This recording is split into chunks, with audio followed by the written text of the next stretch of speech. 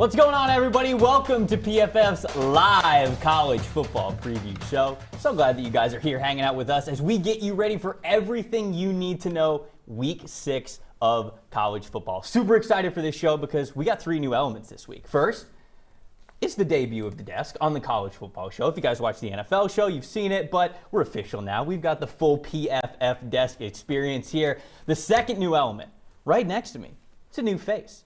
You know him from the Too High podcast. You know him as the Justin Herbert guy. You know him as the person who wrote that one thing that made you a lot smarter as a football fan.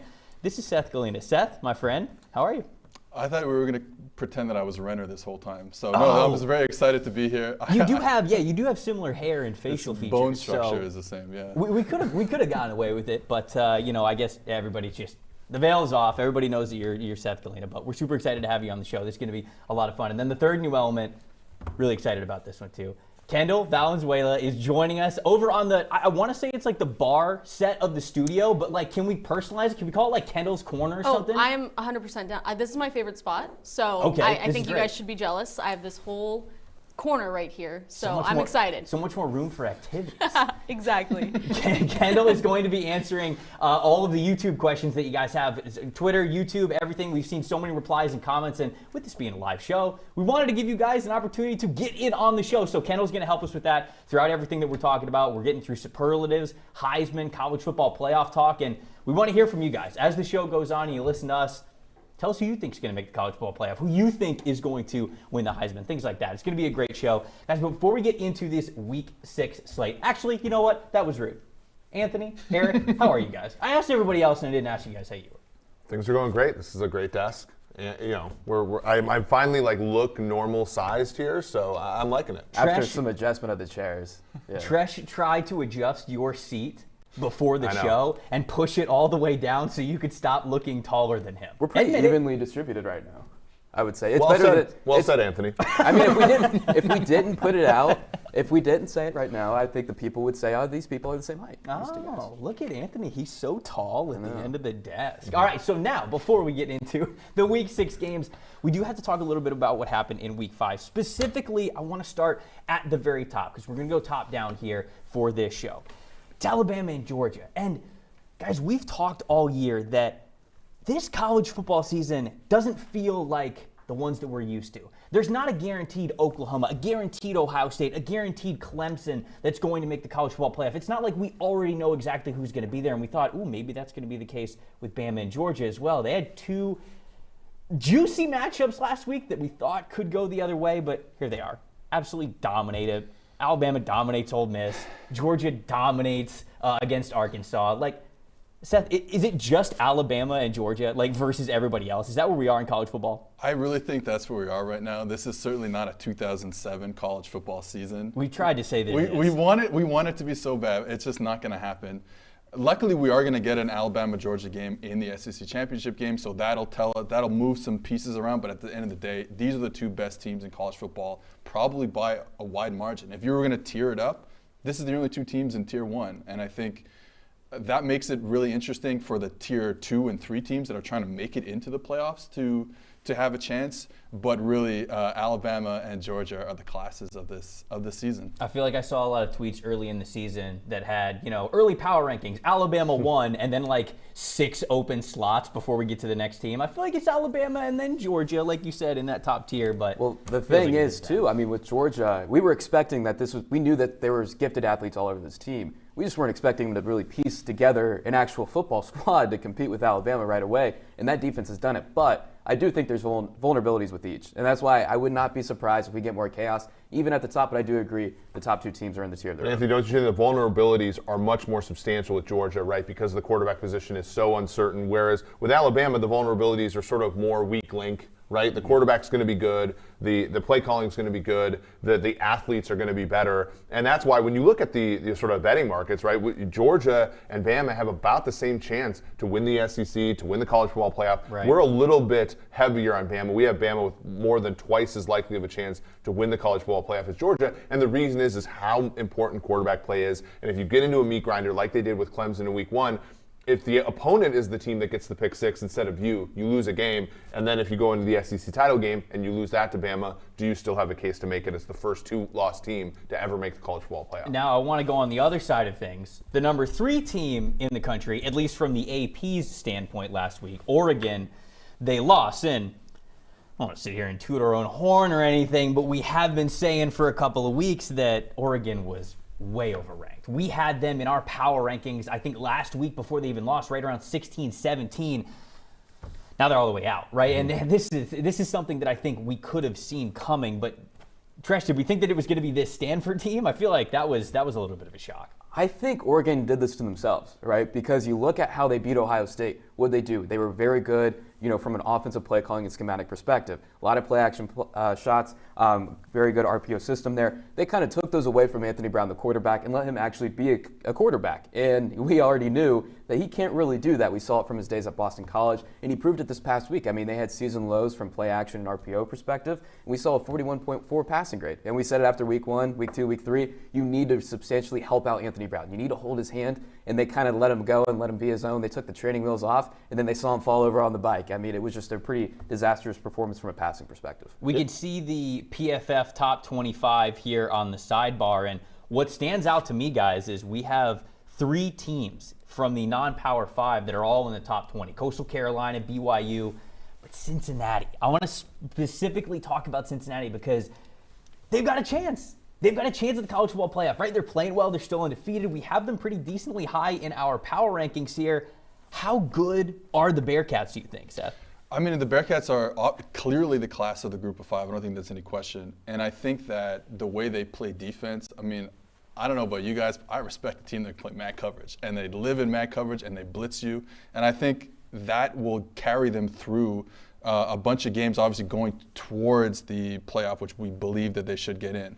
And one of the things that I really like about them is Desmond Ritter has just gotten better and better and better each season that he's been the starting quarterback at Cincinnati. So where years ago or a few years ago, it was just the defense that was carrying them. Now the offense can make plays. They can make plays down the field. And when we talked about that last season, this was an offense that couldn't make plays down the field. And then about halfway through, all of a sudden, here come the explosive plays. They're getting them again this year. And that makes them a really tough out for anybody. Now, I will say that if you're going to play a lot of man coverage, eventually you're going to run into a team that's got really good receivers. Maybe that's Alabama. Maybe that's Georgia when they get some of their receivers back too. Maybe that's Ohio State down the line. That's going to be the real test. Like, yes, you can beat up on a Notre Dame team that's lacking receivers and AAC teams that are lacking, top-end receivers. But can they do it against some of the top Power 5 receiving teams? And that to me is a big question. I think Sauce Gardner, our guy, I think he can do it. He's pretty much proven it over the last 3 years. It's just all about Cincinnati, right? Yeah, Sauce. I love that. The only good sauce in Cincinnati. That's what it was. You said the only good good sauce in Cincinnati. I don't know if it's the only good one. But here's the interesting thing about man coverage, because man coverage exacerbates whatever's already true, right? So if you run a ton of man coverage, to Seth's point, you're going to beat AAC teams better than you otherwise would, right? So their likelihood to make the college football playoff, which I think the path is pretty clear, finish undefeated, watch the Big Ten teams and the Big 12 teams lose one game, fit in that 4th spot. But then the issue is going to be in that first round when you're the 4th seed against probably Alabama or Georgia, you probably will lose by more, especially against Alabama, than you otherwise would, because, as Seth said, man coverage is great when you're better. When you're worse, it's even worse, right? And that's the tricky thing about them going into the college football playoff, should they make it. Yeah, I mean, what I was proceeding to say was, like, I think Ahmad Gardner, I think he's capable of going up against Alabama, Georgia, whoever it is, Ohio State. I think he could shut him down. I mean, we're talking about a first-round talent. It's the other side. Kobe Bryant, he can mix some plays on the ball, but he's also getting beat left and right. We were actually talking about this before we came on the show. He won, I think, Player of the Week for the American Conference because he had a bunch of tackles. Hey, folks, having a lot of tackles of your cornerback is a bad thing. That means you're getting beat. You have to tackle your man. That's what you don't want to see, and I think that's where the issue would lie. But, I mean, going back to your point about Desmond Ritter, it's not only we're seeing more explosive plays, but we're seeing smarter football being played from him, and that was the very big improvement. Now, is he the most accurate quarterback? No, but he's going to miss some throws here and there, but as long as he's not giving the defense an opportunity to make a play on the ball, that's all the offense really needs, and that's why they're having some success. So that's what we think with the PFF top 25, but as we look at the AP top 25, obviously a lot different. The rankings on that, the teams move up and down a lot differently than they do for us. We see 5 Big Ten teams in the top 11. You've got Iowa, you've got Penn State, you've got Ohio State, Michigan, and then Michigan State as that 11 team. And so, Big Ten, the new SEC. We read. Is that no? Okay, Is it a little too far? All right. Okay, what do we think about the Big Ten? I mean, at least for the new ACC, right? Like they can beat the ACC teams, right? Like Michigan State can go to Miami and win, and you have. They might be the second best conference. Yeah, I think so, and I think definitively so.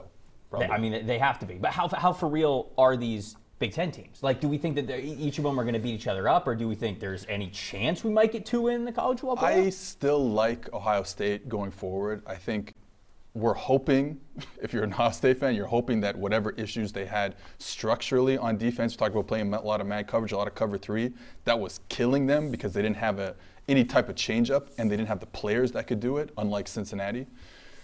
It seems like they've changed their structure, playing a lot of cover 2, playing a lot of quarters. They've changed defensive play callers in the middle of the season. The offense is still good. The offense is still, C.J. Stroud is not Justin Fields. However, the offense can still create big plays with that receiving core and that offensive line. So if the defense changes a little bit and gets slightly better, even slightly better, I think this Ohio State team can run the table, win the Big Ten, and they're still undervalued. And they're back in the playoffs. So this is a good, I think, segue of how I want to talk about this, and this is something I wanted to talk about this week. Who's your 4 in? Like, if we were to do an exercise right now where it says college football ends today, the season, who are the 4 teams that you would be putting in if you were the committee? Because for me, kind of piggybacking off what Seth said there, I think that Georgia and Alabama are clearly the 1 and the 2. I'd say Alabama's 1, Georgia's 2. I mean, you can really flip a coin. But I would put Iowa 3, and I'd put Ohio State at number 4. And I know as much as people would like to think, Ohio State lost, punish them, don't let them in, it's still Ohio State. They're still one of the most talented teams in the country. Eric, I feel like you brought up a couple of weeks here. Neutral field against most opponents in college football, Ohio State's probably going to be favored. And so if I'm the committee right now, college football's ended today, I'm putting Iowa at 3, and I'm putting Ohio State at 4. That's my college football playoff. I think that's how you have to look at it. And I don't think Iowa's going to make it because I think with an offense that has like a negative EPA on early downs, can't throw the ball necessarily all that great, I don't think it's going to project its way to the college football playoff. But and that's why I would put Oklahoma ahead at the 4th spot right now. But the fact is like the reason why Cincinnati is getting love is because the chances are Ohio State, with the defensive problem Seth is talking about, despite their offense being great, like the probability that they're going to lose another game is pretty high. And if they do that, we've never seen a college football playoff participant have 2 losses. So that's the tricky thing. I still think right now, though, you probably have to leave Iowa out of it just because I don't necessarily know if strength of victory is the best. I don't necessarily know if the marquee name is the best, but they certainly have deserved it so far. So your 4 is? Alabama, Georgia, Ohio State, Oklahoma. Okay, Ohio State at 4. Seth, what about you? What's your 4? Oklahoma's undefeated. I'm going, okay, so look, if I was the committee, I'm doing everything in my power to get Clemson in the playoff because that's for ratings. Right. Because we can't not have Clemson in the playoff. However, if the season ended is Clemson that popular? I mean, it's like a town of like 30,000 people in South Carolina. Yeah, but we're going to be okay. Yeah, but people love to watch your Dabo DMs are going to be on fire after this. I can't believe you just said that. Yeah, no, Clemson's not popular. You're right. I think so. If the season ended right now, if I'm the committee and I'm just looking at what's happened up to this point and not what I'm projecting going forward, like I just said about Ohio State, if I'm looking just now, I think Georgia's number 1. I think they've been more impressive than Alabama. Ooh. With that said, am I picking on a neutral field? Who am I picking? I'm picking Alabama for the exact reasons that Eric laid out earlier. Better quarterback play. Really, that's what it comes down to. Mm-hmm. Both really good defenses, better quarterback play. So then I'm going Georgia, Alabama, and number 3. And again, even though I just said Ohio State, I love them. Iowa's number 3. I think they've been probably the most impressive team so far in the Big Ten or outside the SEC, let's say. Now, again, going back to what Eric said, can they sustain this level without really good offense? Defense is great, though the defense is relatively basic. I mean, they get away with doing stuff that they're running a Big Ten. To be fair, the defense, the quarterbacks in the Big Ten are relatively basic. Exactly, so they get away with it. But up to this point, I would still put them at number 3. And then I got to go with the hometown Cincinnati Bearcats at number 4 because, look, they've been impressive unfortunately, with G5 teams, we almost have to look at them not from just this year, but from years past, and they haven't lost a regular season game in who knows how long. That's why I'm picking them at number 4. And honestly, this is just me talking. Like, I want to see Cincinnati in the playoff. I want to see a really interesting, different team than Clemson in the playoff for once in my lifetime. Yeah, what you're talking about is why you do power rankings that have priors, right? Because Cincinnati last year won all their games and they covered the spread against Georgia in a bowl game. Like, they get seeded high, and if they continue to prove themselves, that's how they're in the top 10 in our power rankings. You don't start the slate over every single year with group of 5 teams, and that's why you're seeing the Chanticleers too. Teams like the Chanticleers and BYU are also in the top 15 for that reason. Anthony, what's your 4? Yeah, I disagree with every single one. I do not think that there's any Big Ten team. Yeah, there's no Big Ten team that's convinced me I'm a top 4 team. I think right now at this moment in time, it's got to be Alabama, Georgia. Of course, I'm not going to be hot takey here. Oklahoma number 3, Cincinnati 4. Now, I do think right now at this moment in time, if you had Cincinnati in all the Big Ten go head-to-head 10 different times, I think Cincinnati's going to come out of it on top more than 50% of the time. Because, like you said, with Ohio State, defensive issues, it's no different. I mean, they had issues on defense last year. Why did we really not value it that much? Because they had Justin Fields. They don't have Justin Fields. They have C.J. Stroud. Now, he did play a fantastic game last week against Rutgers. He had an elite PFF grade for a reason. Wasn't missing throws, wasn't giving the defense an opportunity to make a play on the ball like he was the first 3 games. But can he sustain that? Is he a changed man? No disrespect to Greg Schiano and our Rutgers Scarlet Knights, but this is still a really bad football team they played. And he really did not show a lot against 3, I would say, Oregon's a tough opponent, but Tulsa in Minnesota, they were a lot closer than they should have been in those games. So he still needs to prove a lot to me for me to be confident that they're going to be an actual playoff team. You suspend disbelief a lot on Spencer Rattler. At the same time, C.J. Stroud. We'll get it. That's the question I have, is because I know Oklahoma has a 1-loss advantage over Ohio State, so they have a little bit of a handicap here that's positive for them. But have we thought, has Spencer Rattler looked any better? Are we projecting him any better moving forward? I know the Big 12 doesn't have as good a defenses. Who's top 5 in negatively graded throw right now? Since Spencer Rattler or C.J. Stroud? That's Spencer Rattler. Who's number 1 in short and intermediate passing grade? Spencer Rattler, by multiple grading points ahead of every other FBS quarterback. But then why is that offense not moving the football? That's what I don't understand. Well, I'll get into. We can preview it right now. Oklahoma is something I'm very passionate about. We're going to deep dive into Oklahoma because they play Texas, and that's a massive game this week. But I want to go to Kendall because I know we got some action in the chat because this is a topic that, of course, everyone wants to get in on. Yeah, no, you guys are very popular with your guys' picks. But we do have a question off YouTube, and a reminder: drop any questions that you want in the comments. We are going to try and get to all of them today. But the question for you guys is, will the ACC miss the college football playoff for the first time? Is October the month that will make or break the ACC? October being the month, I think, is probably a good way to set it up. But what's the highest ranked ACC team right now in the AP? What is it, Wake Forest at 20? And we have Wake Forest at 21. The crazy thing about this, when you talk about the Pac-12 and the ACC, is we have one Pac-12 team in our top 25 PFF ELO. We have one team in the top 25, Wake Forest, in the top 25. These conferences are just playing a different league right now than the rest of college football, and as such, they don't deserve a spot in the college football playoff. So I love Wake Forest, the team. I hate the offense by design. It's the most excruciating thing to watch, but I do think they have a good team. Are they going to go undefeated? No. You don't like that mesh thing that they do? The long holding mesh, the 3-second hold? I cannot stand it. It does not work. Does this drive you nuts, or do you love it? I'm still trying to wrap my head around what's going on there, because every time I'm seeing it, I'm like, just give it the ball. Just come on, give it the ball. It brings up some deep-seated anxiety inside me. But you know what? The offense has been really good. Wake Forest is probably going to lose a game. They're not going to college football playoff. But I will say that offense is. They could win the ACC. They could win the ACC. I think that offense has been really good for 4 or 5 years now, going back to John Wolford days. They've been really good. Are they good enough? Do they have enough good players to obviously make the college football playoff? I don't think so.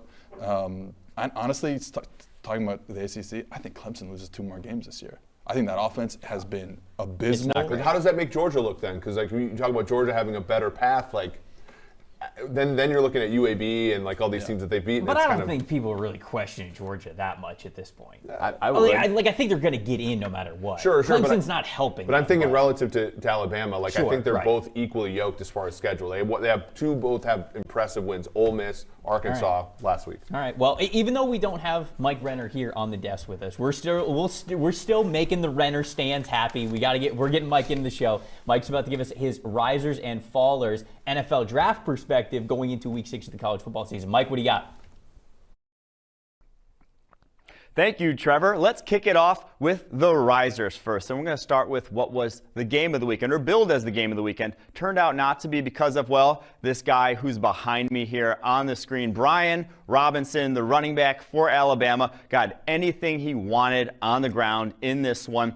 38 carries, 171 yards, 4 scores, and 11 broken tackles. Almost a dead ringer for Najee Harris stylistically with the hard-nosed running style at 6'1", 225 pounds, dragging defenders left and right. He's been one of the highest graded runners in the country so far this season. Bided his time for 4 years behind Najee. Now he's getting his chance, and he's not letting go of it.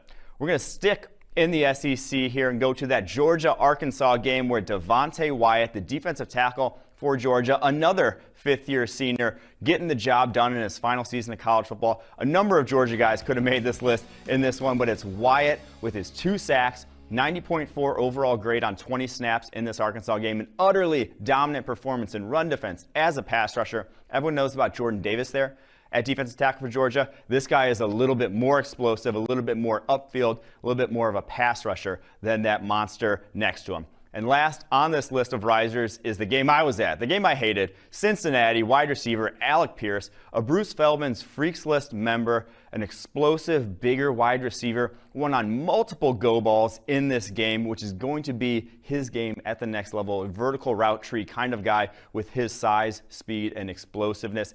Like I said, Bruce Feldman's Freaks List, 6 catches, 144 yards, and this is the tape evaluators are going to go back to. It's a group of 5 school. They don't play a lot of top-tier corners. When you face a team like Notre Dame, who's probably going to have guys drafted on the outside, this is the NFL evaluators are going to go back to. And now to the flip side, going to look at some fallers. Unfortunately, we're going to go back to that Alabama-Ole Miss game where I struggle to call this guy necessarily a faller, but he had a golden opportunity in front of him against this Alabama defense that he knows evaluators are going to go back and watch all spring long for this draft evaluation, and he kind of fell short. Not a great game from him. 21-29, 214 yards. Didn't throw a pick, at least. No turnover-worthy plays, protected the ball, but did nothing offensively in a golden opportunity to establish himself as maybe QB1 in this wide-open quarterback class. Corral, just okay. On to the next guy on this list here, and it's another quarterback, and it's a guy who's been generating a lot of hype for his games early in the season. Almost beat Oregon. Beats UCLA. Jake Haener was off to a monster start. The former Washington transfer, lighting it up for Fresno State.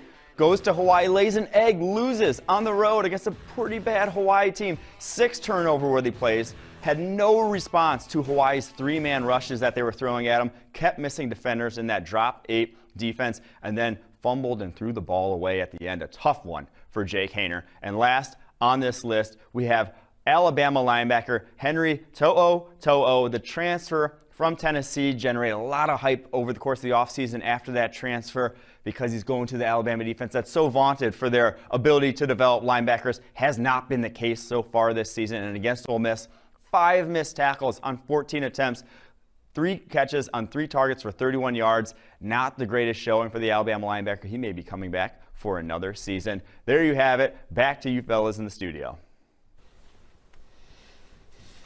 Love me some Devonta Wyatt and some Brian Robinson Jr. Those dudes are absolute studs. Well, we're jumping right into our game previews, but before we get there, got to remind the good people of our friends over at pristineauction.com. This is your go-to place for signed sports memorabilia. It's all auction style, so bids can start off at $1, which means you guys can get some steals for whether it's a certain player you're looking for, just some school-specific gear, whatever it is. Check them out at Pristine Auction. If you use the promo code PFF right when you sign up, you're going to get $10 off whatever it is that first auction is that you win. Not just the first one that you bid on, first one that you win. Use the promo code PFF. You're going to get $10 off over at pristineauction.com. Guys, let's get into LSU Kentucky. A little SEC matchup here. Kentucky riding high after an emotional win over the Florida Gators. And so now they're taking on LSU. This one's at home. It's in Kentucky. Tresh, what do we think about this matchup? Who's the big who's the big players who are standing out? Where do you see this one going?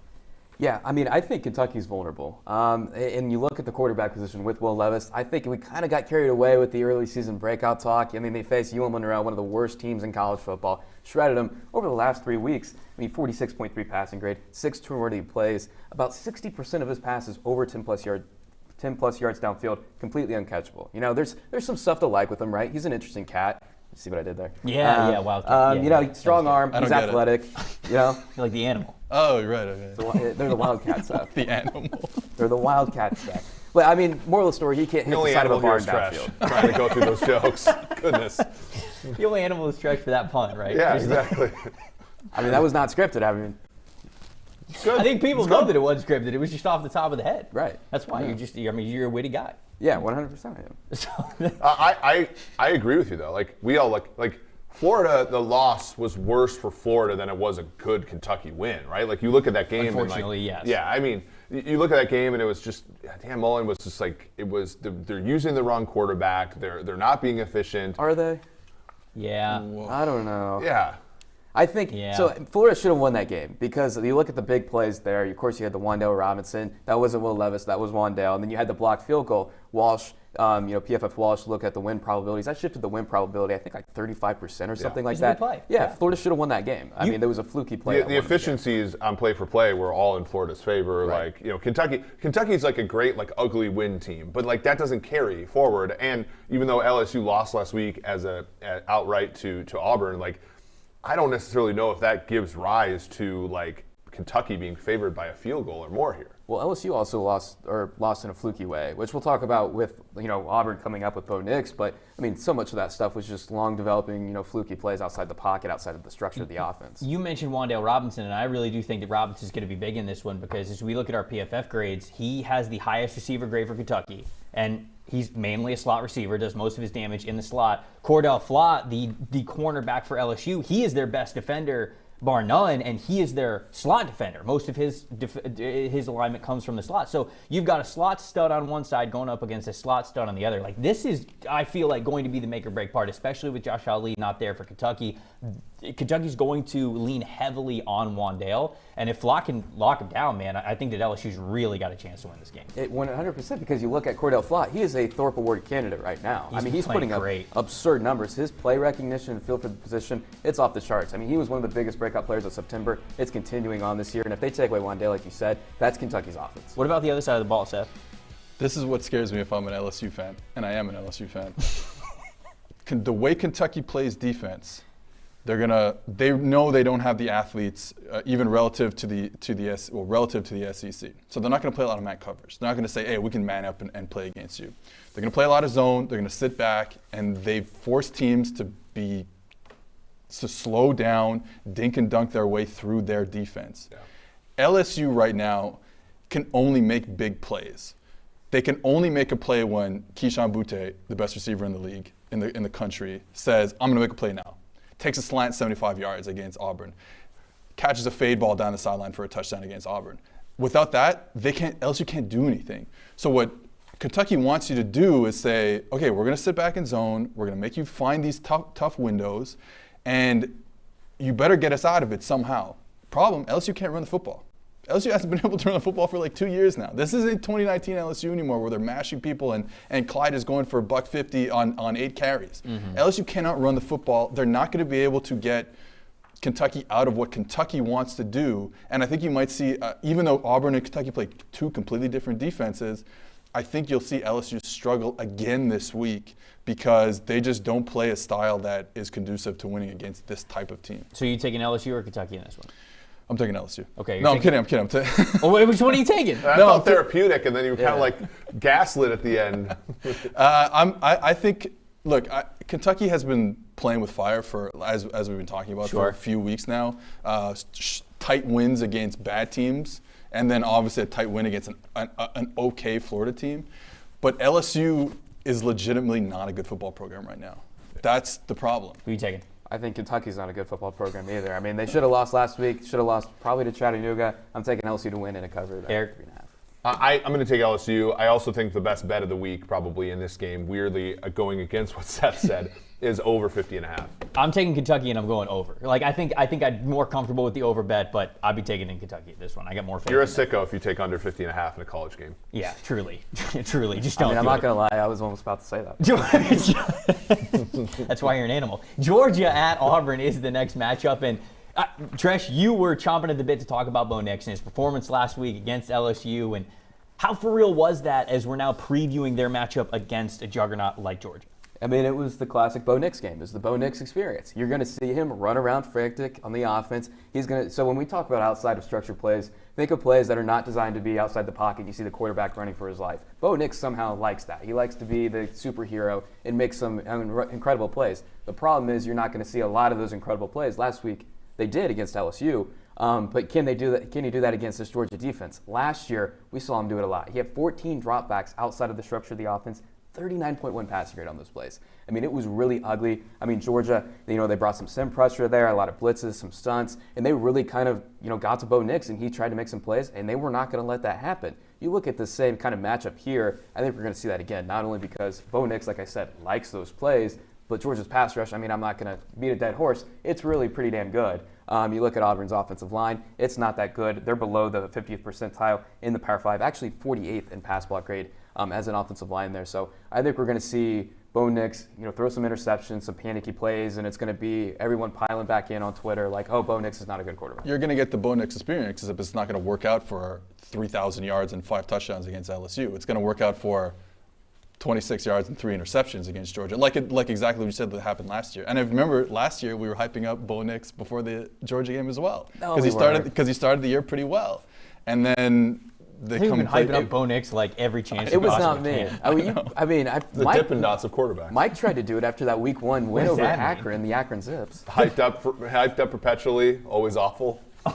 Jeez, that's actually not bad. That's I don't know our if I'm first use that for Dippin' Nix, Dots but I'm probably gonna reference, use that so one that's here. good. I think, unfortunately for Auburn, this game might play into a Bo Nix needs to save a situation, because when you look at what Auburn wants to do, Jarquez Hunter and Tank Bigsby are their 2 highest graded players. It's both of their running backs. They love to run the football. That's what they're good at. Georgia has 6 players who are above 80 in run defense. 6 different players, more than half their defense, who have an above 80 grade in run defense. I mean, you cannot move against this Georgia defense. And one of the issues that teams that play against Georgia run into is that Georgia wants to live in a too high safety world. Now, when you're living in a too high safety world, that means you have a light box to stop the run. Well, it don't matter if you're the Bulldogs, because they have ballers inside. Mike just talked about one, Devonta Wyatt, who's an absolute beast inside. And that makes it really difficult to get Georgia out of that look, because if you're getting gashed when you're playing with 2 high safeties, what's the first thing? You spin a safety down, play cover 3, play cover 1. They don't need to do that. So now you're not be able to run the football. Like you said, Auburn's offensive line is not very good, even though the running backs are very good, like you said. But Auburn's offensive line is not very good. They're not going to be able to run the football. They're not going to be able to get Georgia out of their game plan. And now you're dropping back with Bo Nix against these coverages that are 2 safeties. You're playing quarters. You're playing cover 2. You're rotating here. You're rotating there. The Bo Nix experience is not going to look very good this week. Not great. We've got some Georgia-Auburn action in the chat, and I know Kendall's got a couple of questions. At least one question here for us. Yes, at least one question. Leave any questions you guys have in the comments. I'll try and get these guys to answer as many as we can. But the question is, do you think that if JT Daniels misses several more games that he would possibly consider returning in 2022? Ooh, so we talked about JT Daniels as a potential guy to be an NFL draft riser, a guy who can make the jump to the next level, former 5-star quarterback, right? Started at USC. And so we figured that this was probably going to be the last year, but that's interesting. I don't know. What do you guys think about that? I don't think he would return, because right now you look at the quarterback class in 2022 for this upcoming draft, it's really not that strong. There's no clear-cut number 1 quarterback or even first overall pick in the class. All the quarterbacks have struggled in some capacity, and I think that would make some team a little bit more willing to take a risk on someone like JT Daniels, who he really has not proven a lot at the collegiate level. And, I think, we're going to continue to see, even when he's on the field this year, I wouldn't even think that he would want to stay out, because I think the more we see of JT Daniels healthy, we find out what they think of him. Because, you look, I said it last week, what they do against Clemson, they did not let him throw the ball. That's not a good sign. I don't care who you're playing. If you do not have the trust in your quarterback to go out there and make a play, that says a lot about what you think of him. I think having less tape on JT Daniels is good for JT Daniels right now. And he's not a bad player. He's certainly not the player that he was at USC when he was looking frantic out there. He didn't know what he was looking at. His feet were bad. He's calmed down. He's a lot better. He's matured. But I'm not so sure that he is quite an NFL quarterback yet. With that said, he has so many open windows when he's been playing. I mean, even when he was on the field, he didn't complete one tight window or even closing window pass over 10 yards downfield. Everybody was just wide open. Yeah. What about the bets in this game? What are we taking? Eric, I'll start with you on this one. Yeah, I'm going to go against what these guys are saying. I'm going to take Auburn plus 15.5. The reason is Georgia just plays the games really close. They do. 37-0 last week. Yeah, and like they threw for 3 first downs. But every single week, it's hey, look what happened last week, and then we're going to continue to compound it. And of course, things like the gravity of college football is back to the mean, right? So like, I get that Georgia has blown out teams this year, and I get that Auburn is not very good, but like the quarterback play for Georgia to me is not good enough to lay 3 scores. And so yeah, I don't think Auburn's great, but I think that they cover this number here. I'm taking Georgia. I'm taking Georgia to cover. Georgia by 1 million. I don't care if they throw the ball 5 times. They're going to find a way to win by multiple scores, because that's just how good this defense is. I think they're going to get a lot of great field position off of Bo Nix turnovers. So but you just talked about how bad the starting quarterback is for Georgia, and they're playing his backup. Yeah, but it doesn't laying matter. It doesn't matter. Last week they threw for 70-something yards and 3 first downs. They won 37-0.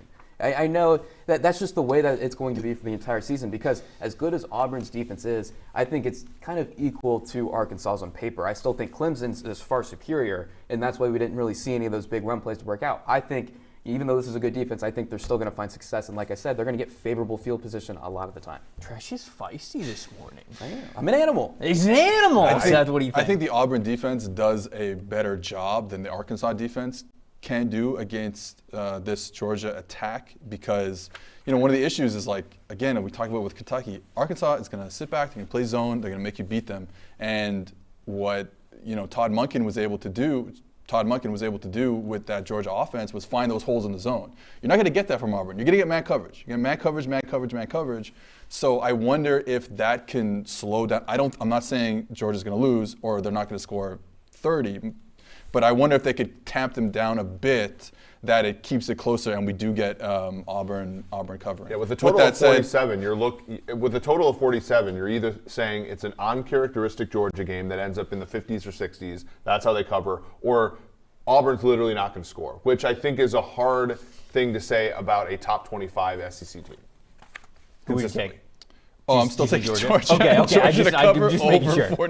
Just making sure. I'm taking Georgia too. That's okay. what I'm thinking as well. Dare to be a Daniel. Arkansas at Ole Miss. These are the 2 teams that I think America was so hopeful for last week, right? Beat Bama, beat Georgia, please give us the ultimate chaos, and neither of them were able to do that. Now they get to face each other. So this is obviously a much different matchup than when you look at each of these teams going up against the Titans that were the Crimson Tide and the Bulldogs. But Treash, what do we think here? I mean, this is a big game for Matt Corral, is it not? Oh, it's a huge one, because last year it wasn't just Matt Corral's worst game of the season. It was one of the worst games that we saw the entire year. It was Ole Miss, him going up against this Arkansas defense, that drop 8 zone, which we've talked ad nauseum about. I mean, he had a 30.8 passing grade, 6 interceptions, and he also had another dropped pick in there too. 7 turnover plays, no big-time throws.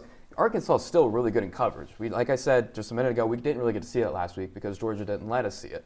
And so this is going to be a very big game for Matt Corral, not only for the Ole Miss season right now, but also his future from an NFL draft perspective, because he needs to show that his field vision is there, because last year it was not. So I want to show you guys something, because I want to point out a big-time matchup that I think is going to make all the difference here in this one, and I think that it has to do with Ole Miss's offensive line. I think that Ole Miss's offensive line is where we really need to see this here, because through the first 4 weeks, you had 4 offensive linemen above a 67 grade. You had 3 of them above a 70 grade. Ole Miss's offensive line was playing well. Against Alabama last week, not a single offensive lineman above a 70 grade. And look, it's Alabama. I get it. They're bullies. And that's just the way that it's going to be. But when we look at this game from now in Arkansas scope, I think that Arkansas brings the defensive line that might be able to challenge Ole Miss again. But I'm not so sure they bring the secondary to capitalize on it. And that's why I'd still go with Ole Miss in this one. I'd give Ole Miss the edge because when it comes down to that war in the trenches, that was one of the very first things that Lane Kiffin talked about when he was asked after the game. Lane Kiffin was just like, we got beat up front. There's nothing we can do. It was Alabama. And where Arkansas is not Alabama, I think they're going to be good enough up front. Don't know if they're going to be good enough in the secondary. I just don't see that same kind of an impact there. Seth, what do you think? Yeah, I think that Tresh talked about drop 8. You talked about the offensive line versus the defensive line. That's where Arkansas, I think, has been so much better than they were last year. And they were good on defense last year, but they've been even better this year. Let's throw out the Georgia game, but they've been even better because, hey, we can drop 8. But wait a minute, we're still getting pressure even though we're only rushing 3 guys. Yeah. And that's been taking them to over the top. They can also play some really good man coverage when they want to, but really this is a defense that's going to drop 8, play zone. And last year against Ole Miss, 48% of their passing snaps were drop 8 coverage, and it gave Corral fits. Now, going to your point about the secondary, I think not only is the secondary a little bit worse, I think Lane Kiffin, Jeff Lebby, the offensive coordinator, second year seeing this system, I think they're going to be able to get plays open down the field. And don't let Corral throw the intermediate areas or short areas against that zone. We're going to get double moves down the field. We're going to take the top off this defense, and that's how we're going to score a bunch of points. I almost wonder if Arkansas might switch it up a little bit, because we've talked about Barry Odom, the defensive coordinator, and he's been a big advocate that we're not going to be the same team, which they kind of have been. Maybe not against what was it, Rice and whatever the other group of 5 team they played. But they want to be versatile. So part of me almost makes me think if it's going to be a chess battle or they're actually not going to play that and they're going to kind of confuse them. I'm excited to see. Eric, what do you think about this one? Yeah, I think the point spread's probably a little low in Ole Miss's favor. In college football, when you have a great quarterback, you have to press that in the betting markets, I think. And right now you're getting less than a full touchdown with Ole Miss, -5.5. Corral, again, this is sort of like a revenge game, but he also didn't play terribly last week, right? Like they got manhandled in the offensive and defensive lines. Right. And he was fine. Lane Kiffin, I was very impressed with how aggressive he was on 4th downs, and it just didn't work out, right? And so that's why they didn't end up covering the spread. They didn't end up looking all that competitive in that game. But I think that obviously moving forward, like we should throw the Alabama game out. And if the Alabama game was out of this, like Ole Miss is probably favored by a full touchdown in this game. So let's take that edge that we get from that game being kind of noisy and bet it on Ole Miss. So you're taking Ole Miss in this one? Okay. I've got Ole Miss to win, but I'd also take Arkansas on the points because what's it at, 5.5, 6, something like that? Yeah, I mean you could buy it up to 6. So I mean I kind of think that it's going to be close enough to get there because maybe I feel like we were overhyping Arkansas and Ole Miss a little too much because we wanted them to be these teams that could beat Alabama and Georgia. But yeah, it was wishful thinking last week. Right, sure. But I still think that Ole Miss can score a lot of points. I don't think that Arkansas is not that far behind them. I'll take Ole Miss to win the game, but I'll take Arkansas on the points. What do you think, Treash? I disagree with that. I'm going to take Ole Miss to win, and I think they're going to cover that because I think if you think Ole Miss is going to win, I do think that they're going to win pretty handily. I don't think that we're going to see a meltdown performance from Matt Corral. And I think that's the only way that Arkansas would really cover. I think and the game theory of it is the total on this game 66.5, which is quite high. So the likelihood that the game lands within a field goal is just lower than like a Big Ten game. Yeah, I also have Ole Miss to win and Ole Miss to cover. And I just go back to Matt Corral. This is a huge game for him, not just this season, but for his career, because he's got to show that, hey, what happened last year against Arkansas, that was a fluke. It's not going to happen again.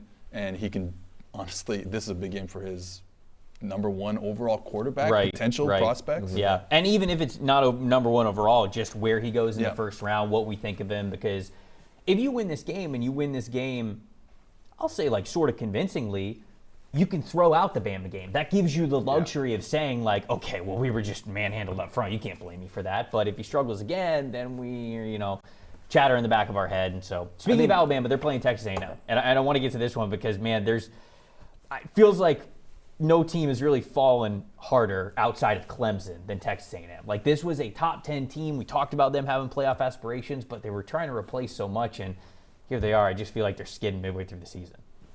Yeah, I mean, I think Zach Calzada, the Texas A&M quarterback, he deserves some credit for being able to play in the Power 5 level. But he's going to Sure, be tossing. yeah, I mean, like, Treash is giving out participation. Hang on. We couldn't do it. I'm doing a net zero, Eric. Come on, let me finish. Sorry. This is a net zero, but he's going to be tossing Christmas How did I get in presents the out way of there. math? I got in the way of math. Sorry, Yeah, my bad. It's Go a net ahead. zero. He's going to be tossing Christmas presents out there to Alabama. He likes to hold on to the ball. He struggles under pressure. I mean, you look at his time to throw, 3.1 seconds, one of the slowest in college football, and then a 29.7 passing grade under pressure, one of the 5 worst at the Power 5 level. Bama's not, Georgia defensively, but they are still one of the best defenses in college football. They got after the quarterback last week against Ole Miss, like we just talked about. I think that they're going to be able to do the same against the Texas A&M offensive line that, they lost some starters, and then Kenyon Green, very underwhelming. I think that entire group across the board, they're underperforming. So I think it's going to be a hard day for A&M offensively to really effectively move the ball. What do you think about this Bama defense going up against A&M? So the funny thing about this Bama defense is they are generally, and considering all the cornerbacks that they've put out in the NFL over the past 10 years, are generally a very good man coverage team. They haven't been great in man coverage. They've been a lot better in zone. Unfortunately for Texas A&M and Zach Calzada is the 104th highest graded quarterback out of 113 quarterbacks. Not great. Against zone coverage. Not great. That's not good. I don't know if you guys know this. Being 104th out of 113 is not very good. It's not like a golf thing? No, it's not a golf thing. Okay. He's way over par. So this is maybe if you had Kellen Mond again, and even though they didn't really score that much against Alabama last year with Kellen Mond, so I don't know, maybe if you had a quarterback that was a little better, then I could kind of see them maybe covering, but honestly, it would have been the same whether it was Zach Calzada or Haynes King, the starter at the beginning of the year before getting injured. The quarterback situation was always going to be this problem for Texas A&M. Right. They returned a whole bunch of players. The defense was going to be good. The offensive line was supposed to be better than it is. Yeah. The playmakers, especially all the types of running backs they had, were supposed to be good. And I think to your offensive line point right there, they just don't have the horse to win the race, right? I unfortunately feel like this is going to be the same exact story that we saw with Ole Miss. A&M's just going to get whooped up front. Neither of their starting offensive tackles, Tresh, you mentioned this, neither of them have an above 70 pass blocking grade this season. And now they're going up against Will Anderson, one of the best pass rushers in the country, right? Well, it just doesn't bode well. Well, and it's crazy because you said Kellen Mond, who's an okay NFL prospect, but he casts a shadow here because Kellen Mond, the one thing he was great at was not getting sacked and not getting negative plays and sort of keeping the offense on schedule. If he was the quarterback, I think 17.5 would be too many points here. But since it can just go so pear-shaped so quickly when you have a quarterback that takes sacks and takes negative plays, I'm going to take Bama laying the points here, even though, and I said this about the Georgia game, the total on this game isn't that high, 51.5. It's just I actually think it goes over, and I think Bama is the reason it goes over for 80% of the points in this game. Do you think Kellen Mond should be the Minnesota Vikings starting quarterback? I'm kidding. You don't have to answer that. If they lose to Detroit, they should trade Cousins, yes. We almost got Eric in a full tilt mode. I think Sorry. Full monologue there on the Minnesota I was Vikings. going to say, normally we have 2 days from now. Tweet one of X. All right, speaking of tweets and responses, that was actually really great. I know Kendall has another one for us from the YouTube chat. What do we got, Kendall? Yep, got another one. So this question is asking, what happens to Bryce Young's Heisman hopes if Alabama loses this week?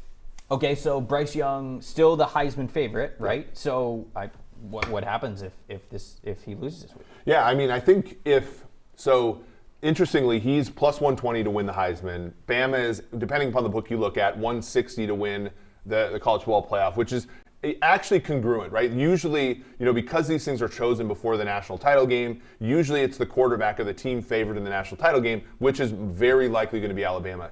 Even if Alabama loses, they're still very likely going to make the college football playoff because they're probably going to be favored against Georgia in the SEC title game.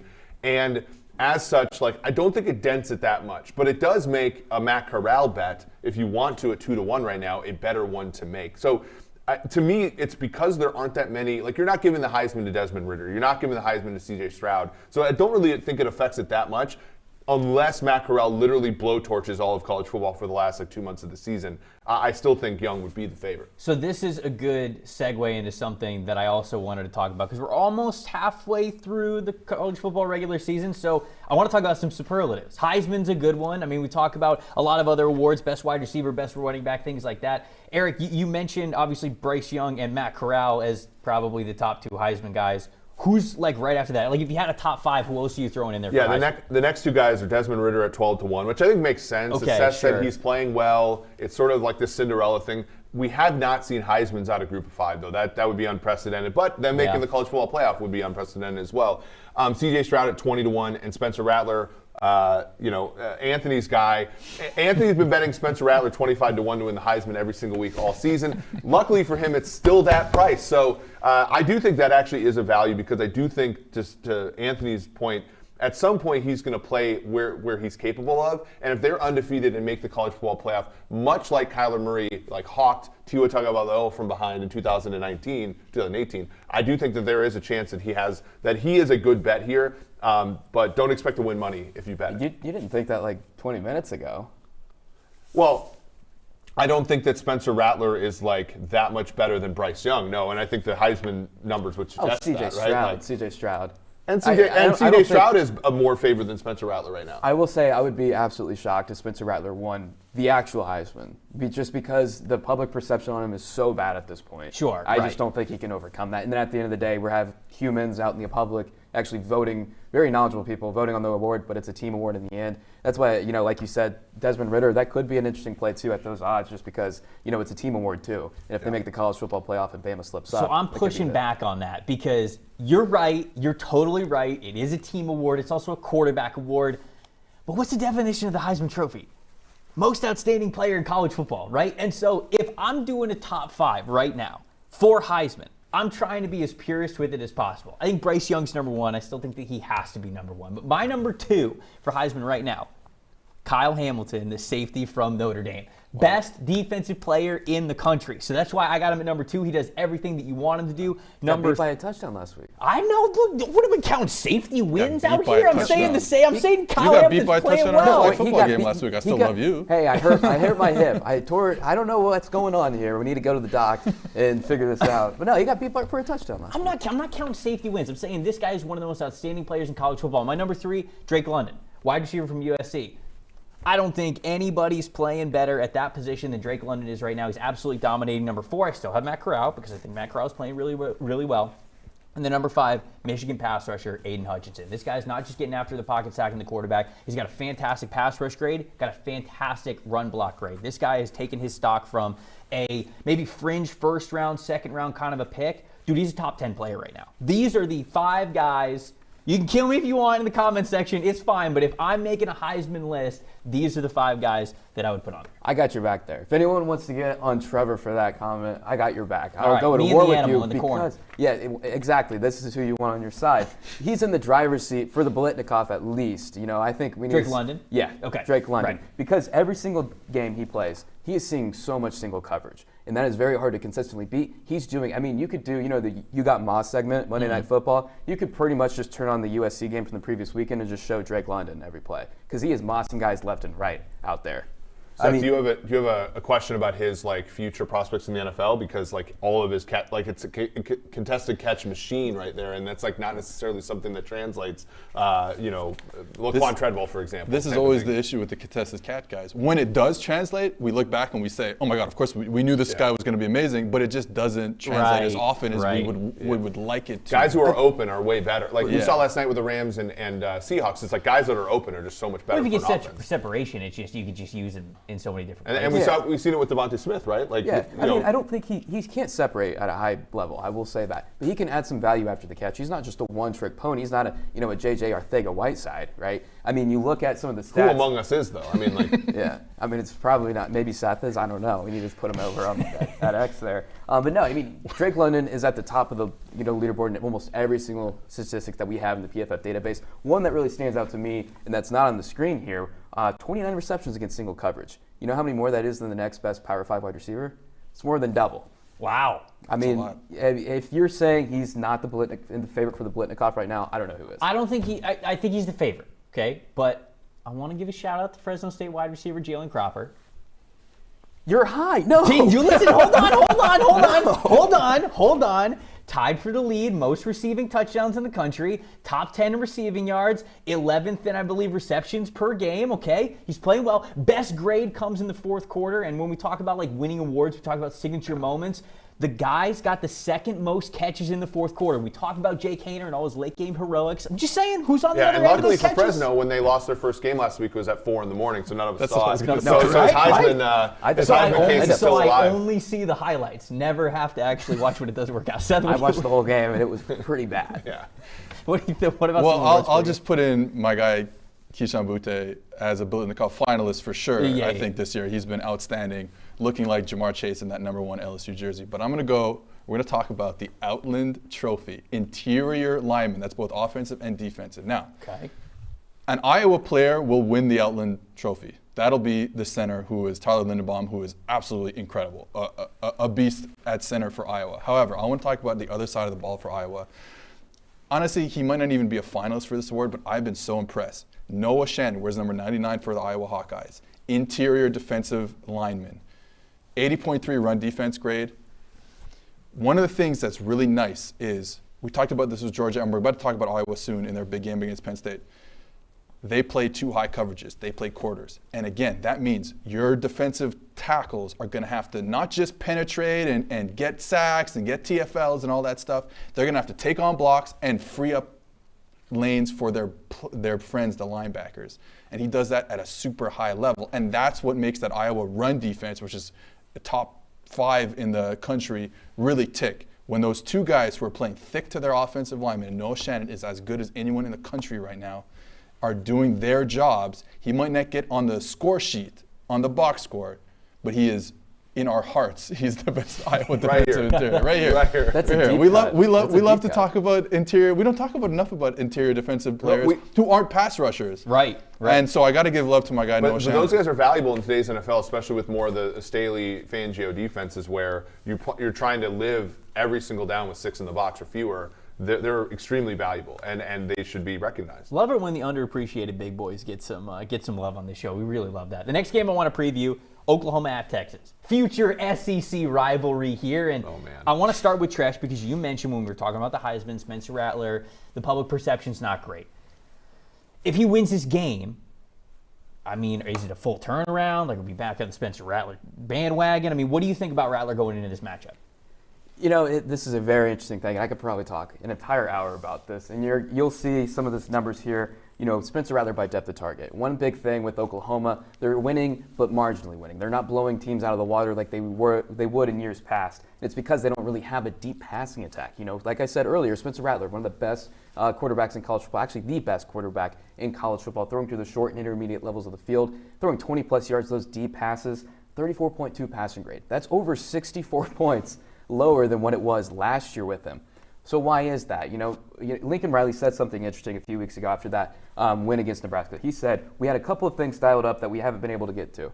And, you know, you look at that offense, and then he also kind of made some comments like, all the fans are like, you know, where are these deep passing plays? And it's like, oh, well, you don't see what's going on in the back end. The defenses, they're shutting us down. We can't really call some of the plays that we want. They're running a lot of 2 high zone, you know, light boxes there.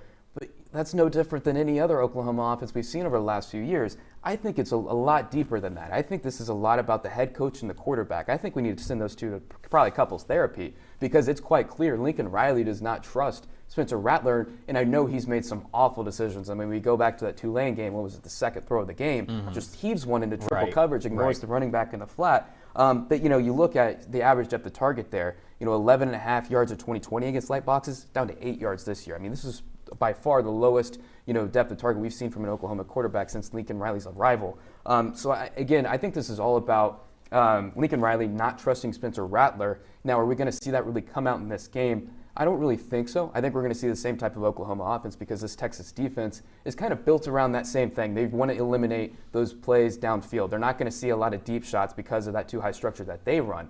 Now, does this mean that, you know, Texas is a good defense at limiting big plays? No. I mean, they're allowing open receivers at the highest rate in college football by over 13 percentage points.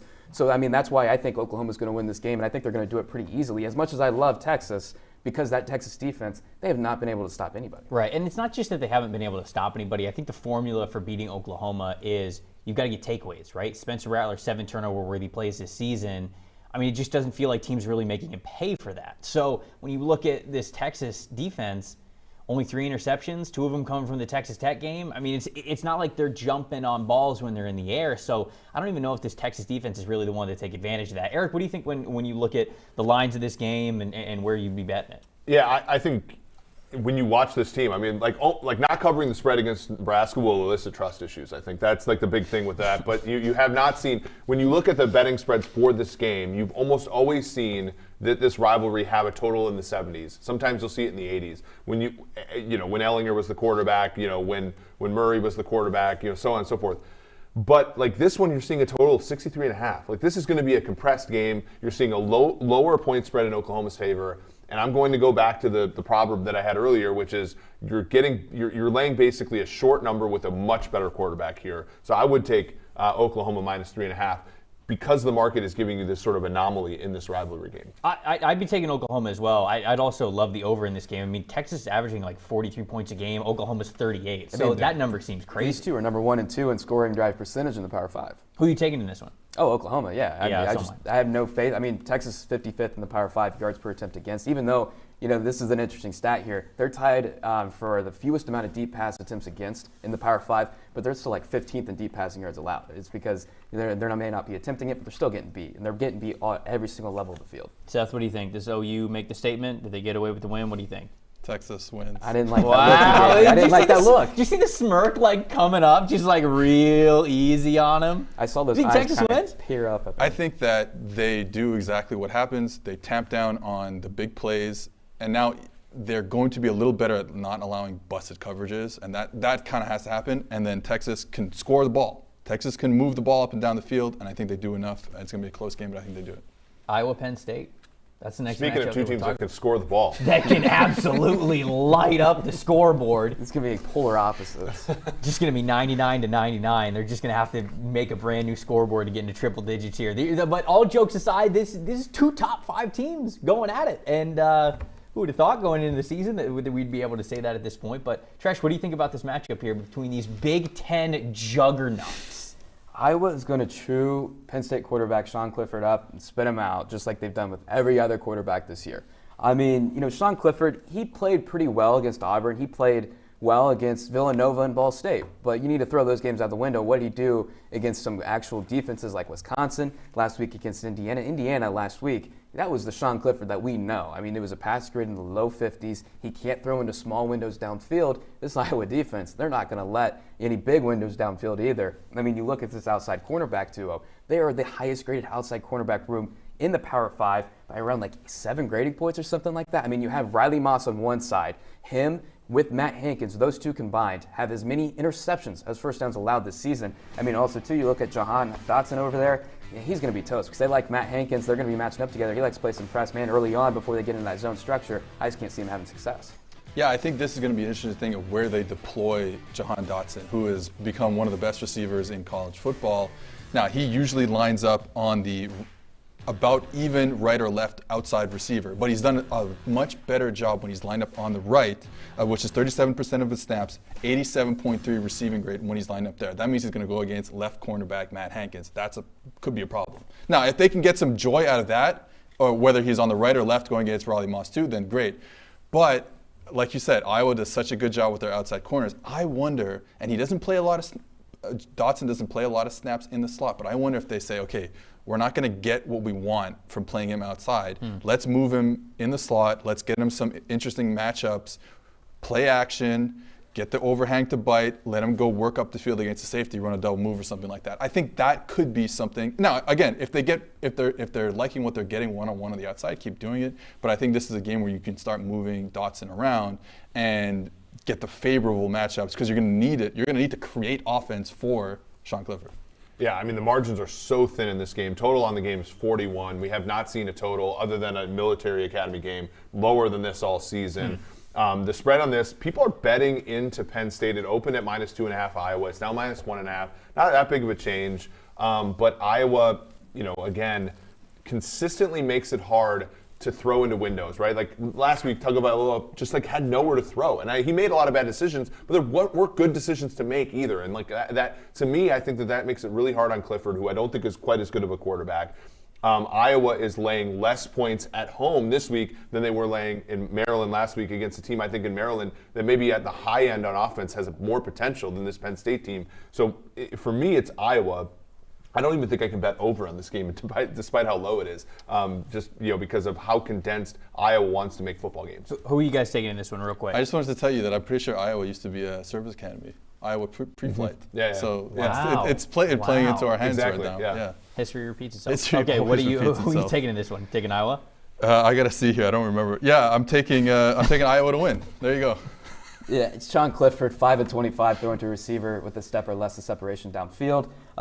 Taking Iowa. I don't know why the spread's moving closer to Penn State. I thought it would be the inverse there. I think people look at Iowa, and we can show that when you look at their early down efficiency, first and second down, they are one of the least efficient teams, if not the least efficient team in the Big Ten. Running the football, passing the football, it is hard to win when your offense is that bad. And so the two ways you can look at it is it's going to continue to be that bad because offense generally is more stable than defense, or it can regress back to the mean a little bit, and then you couple that with a great defense, and look, you can win some of these games more comfortably. I do think Iowa's living off of turnovers in some ways, especially it's in the game against Indiana, the game against Maryland here. So that's what bettors are looking at. They're looking at fading some of the noise there. I just think the fundamentals of Iowa are really good too. And you're getting a low number here. It's not like you're laying a touchdown with Iowa. You're laying 1.5. So that I think is why you're sort of seeing this two-way action here. I knew Kendall would have something for us for the absolute fireworks show that is Penn State versus Iowa. So Kendall, what do we have from the chat? You're exactly right. And the question is that, to preface, Penn State has gone from number 19 in the preseason to number 4 now, thanks to a couple of their big wins. But the question is, were they underrated to start the season? What do you think, Eric? You're always my go-to when it comes to overrating, underrating when we go on into the season. So what do you think about that? I think Iowa was really the team that was underrated. I mean, we had Iowa as a top 10 team coming in. They haven't even moved up to where their AP ranking is because, again, we're a little bit more conservative with how we allocate things. I think Penn State's been properly rated. I think when you look at it, is their win against Wisconsin actually a win? Like from a fundamental standpoint? No. Like they got outplayed by Wisconsin. They got turnovers. They got lucky play.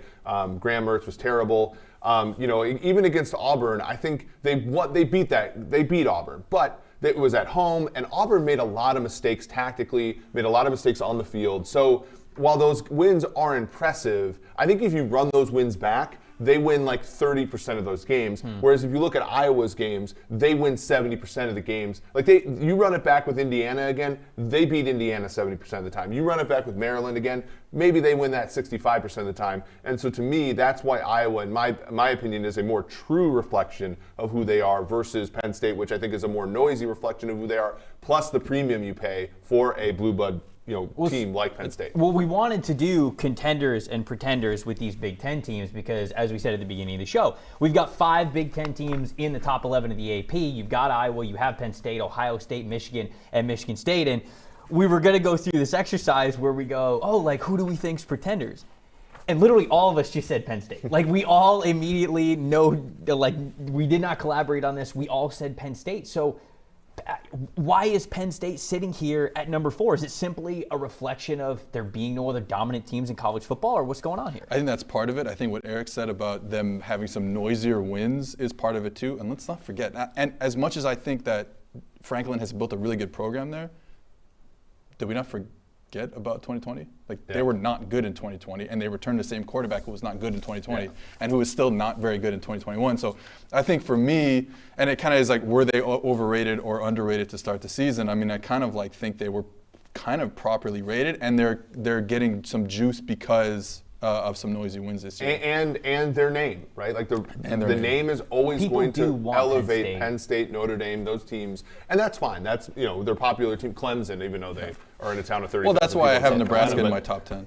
I mean, they only beat Wisconsin, and I will say they only beat Indiana because the opposing quarterback was not good. I mean, that's exactly why they won those games. I mean, if Graham Mertz performs at just even a below average level, Wisconsin wins that game. I mean, he was just really bad there. Yeah, I do think that they're the most vulnerable team in the Big Ten, but I do think Michigan State is up there too. They have been impressive. I thought they were, they definitely proved me wrong a little bit. But my concern is, are they going to be able to effectively cover against good offenses? I think that's where that kind of bites them in the end. I do think what they're doing offensively is great. Peyton Thorne really kind of helping his hand, like I was mentioning with Oregon and Anthony Brown. A lot of play action passing, that's where most of their success is. Kenneth Walker, great transfer addition, but that coverage unit, I just don't have much faith in there. So I think, alongside Penn State, I think they're the biggest pretender. Yeah, their signature win against Miami is, I think, clouded by the fact that Miami stinks. Yeah. And unfortunately. Miami, the team that I said was going to win the national championship. I do think I forgot about that, by the way. So that you guys do bring up a good point. And remember how much people wanted to hype up Christian Hackenberg? And it's just, we do this with Penn State. It feels like more than a lot of us do. So who's the real deal then in the Big Ten? Who do we think is the real deal? Iowa's the highest ranked team, but it's Ohio State, guys. Like, it has to be Ohio State because they have the best roster, easily. They have the best offense, easily. Out of this group, I know you're not a big fan of my boy C.J. Stroud, but out of this group of quarterbacks, best quarterback. They have the best one. Three weeks ago, he looked like our boy Luis Castillo over at Great American Ballpark where he finished throws. He looked like a pitcher.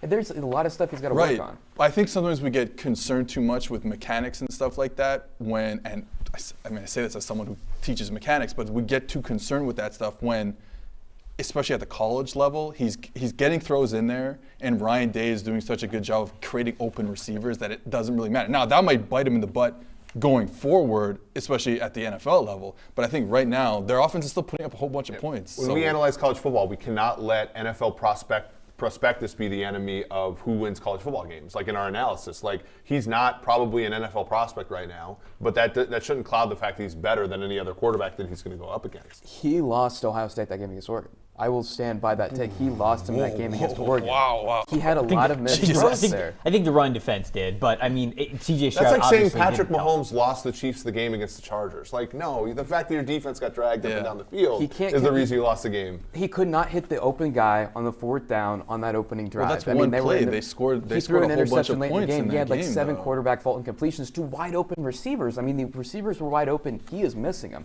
I think right now the biggest contender is Iowa because they're the only team I can guarantee will be in Indianapolis for the Big Ten Championship, because we all think in agreement that they're going to beat Penn State, and then their schedule the rest of the way, it's a cupcake. It is a nice, delicious vanilla cupcake there for them, and they're going to feast on that because they have no good quarterbacks there that they're facing. So I still think that that's going to get them there, and I think Ohio State, they're a good team. I don't want anyone to think, you think Ohio State's overrated or whatever. I think that they're a good team, but I do still think that they're vulnerable, and I think Michigan is a lot closer to them than most people think. My only thing with Michigan is that I want to see what happens when they get punched in the mouth a couple times. Because so far it's been, hey, we can run the ball the whole game. We got no problem. We can play action pass. Cade McNamara looking good off that stuff. But let's see what happens when we have to get into a real game, a real dogfight. Let's see what happens. So I'm interested about Michigan, but I'm not sold on them yet. Eric, what do you think about who's real in the Big Ten? Is it Ohio State? Ohio State, they do have a much harder schedule, to Anthony's point, than Iowa does. They do face ranked teams. They will be favored in every one of their games. Iowa, despite how good they are, and I'm huge on Iowa. I have a bunch of bets on them to win the Big Ten West, to win the Big Ten. I want them to be good. But the fact of the matter is, they're a 1.5-point favorite against a Penn State team that has a quarterback named Sean Clifford. They're always just going to be limited by the offensive production that they have not put up. And offense carries more than defense, right? Because defense is a weak link system. I just want to give you a little bit of credit. I don't love doing this, but I'm going to give you a little bit of credit, Eric, because this offseason when the PFF projections, the power ratings came out, and me and Anthony were talking, and we had Iowa in the top 10, I was like, wow, I need to quit because this is not real. I cannot be associated with someone who had Iowa in the top 10, and you've been right about it. So congratulations. It wasn't even that. It was also Iowa State was 20th, and I got a ton of flack for that. And I think again, Ohio State's never been good. Yeah, I know. Iowa State's never been Brock good. Purdy is a myth. Matt Campbell got He's a figment of our imagination. Matt Campbell got NFL hype 2 years ago, and all of a sudden we've just been they brought back a bunch of sixth-year starters, and I'm just yeah, but they're the same players who got you to where you got you last year. Just a sixth year on a guy that's not that good is just not going to be. You know who's got a lot of six-year starters who was actually good?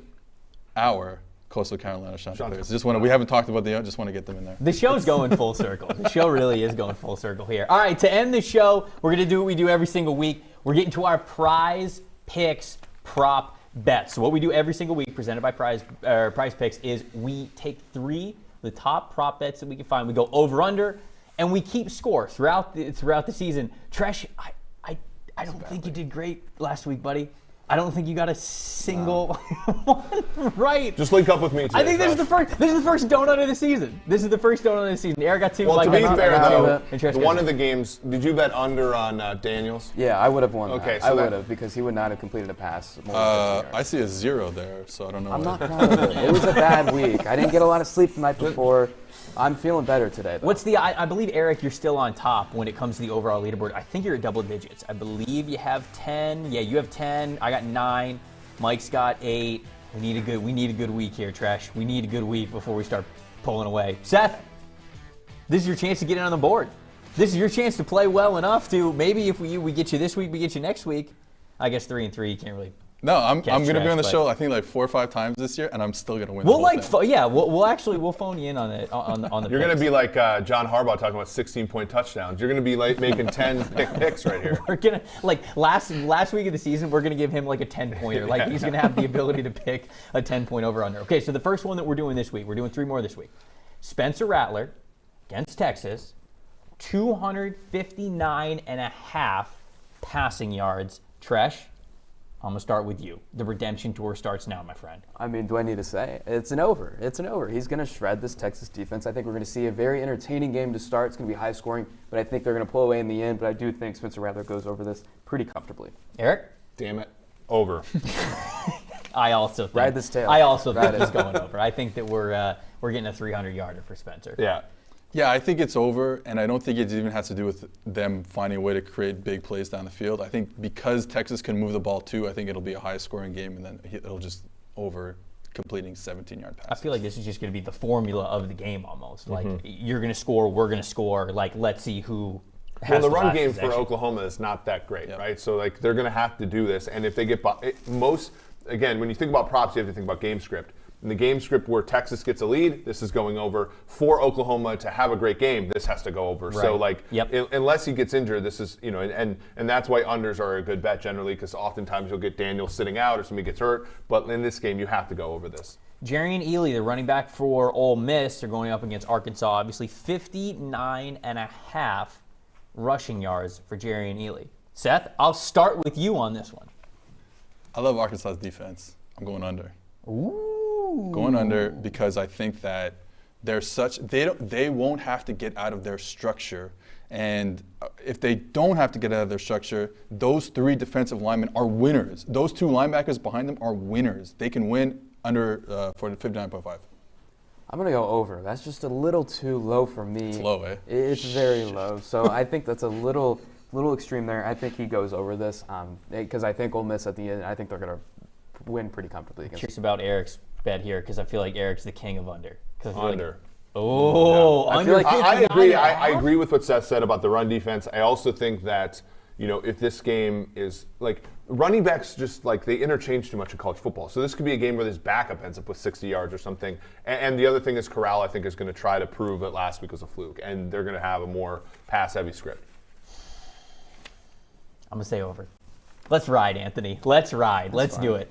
Last Trev's one, a winner. Last one, Johann Dotson. We're animals. Now it's the 2 of us. Johann Dotson, 89.5 receiving yards against Iowa. So this is their go-to guy. We talked about the matchup. The corners on the outside, pretty good. Talked about some creativity they might be able to have in the slot. Will they do it? 89.5. What do you think, Anthony? Yeah, I'm going under. I don't think that they're going to get creative with him. I think they're still going to trust him to win on the outside, and I don't think he's going to be able to win on the outside. So I think he's going to go under. I would be, honestly, out of the 3, I would be most surprised if I did not get this one right. I don't even think he gets 89.5 air yards, let alone receiving yards in this game. Like, I just, in a total of 41, this game's going to be low scoring. There's going to be fewer plays, right? Like, there's going to be, these teams are going to party like it's 1983 and, like, play 47 plays each team. And it just makes it over really hard. We have seen, we've seen coverage busts on the Penn State side, not the Iowa side. And that's, I think you're going to have to get a 50-yarder here for him to get over this one. And I think there's a chance they can create a 50-yarder, and they have done in the past, getting him over the middle of the field deep. But I'm still picking you under because that's a high total against an Iowa team that can lock you down at the position that he plays. Yeah. So that's tough for me. So under 89.5. I'm going under as well. Those are our three props. Download the Prize Picks app so you guys can get in on it too. If you do, use the promo code PFF when you sign up. Deposit $20 and you'll be able to get a free PFF Edge subscription. There you go. Boys, what do we think? Eric, actually, we got to get your best bets before we get out of here. Yeah, last week was not great. First week was Is it winning ever week. great Last for you? week was not a winning week. Come on. Sorry. You I got am- excited. Come on, I got he's excited. fragile. This is I'm going to go with the sickest game of the weekend. I'm going to go UMass getting 3.5 at home against UConn. Jeez. Neither one of the What this is a game is where this? neither team should win. Neither team should be favored. Go with UMass. I like USC -3 against Utah. I like Memphis, bouncing back a little bit, plus 3.5 against Tulsa. And then lastly, a late game, a game on the West Coast. I like New Mexico State getting 31 against Carson Strong and Nevada. People are buying into Carson Strong after last week's strong performance. My quarterback won. My question is, I thought you did UConn, UMass. I thought we were only doing FBS games. Ooh. I don't know. That's not a diss against No, it's not me. a diss That's against you. It's a diss against program. UConn and UMass. Look, the money's still Eric was green. kind of broken you know there. what? He was I- wondering, I like, wanna be hold a part on. of a that. second. Are I these shouldn't fight say words? that. I shouldn't say that. I love both UConn and UMass because they come to my part of the world. They come to Canada and they pick up a lot of good recruits. So I'm team. I mean, not good UConn and enough, UMass. but yeah, good. There's That a reason game. why they're back. I didn't think we were going to get a UMass UConn That's a defense shout out. delight. I really didn't think that we were going to get it. I mean, every time I look at Green Line and I'm thinking, do we have UMass and UConn plus 35 this week? And I'm hanging on for dear life betting those games. At least I get a game now where they're competitive against each other. I know we didn't get to as many questions in the chat as we wanted to, but Kendall, I want to say thank you for ushering in this new element of the show. That was a lot of fun. Absolutely, yeah, it was super fun. I'll come back with like more Arizona State questions for myself next week, Yes. so we can expect that. You're Little just- Pac-12. he's laughing. He's just like, there's no way. That's your alma mater, obviously. Yeah. She's gonna create the YouTube bots that just like flood the chat. Arizona with State, the only questions. Pac-12 team that's in the PFF top 25. So The ones that people that say Jaden Daniels is like the best quarterback in college football. He's not. I guess Okay, that's I was what waiting. I You was had me. I just was finished hanging on. I know. waiting. I mean, that's a popular belief, apparently. All right, everybody. Thank you so much for watching. For Trevor Sikkema, Seth Galina, Anthony Treash, Eric Eager, and Kendall over in Kendall's Corner. Thank you guys so much for watching. We had a blast. We'll see you guys right here this time again next week.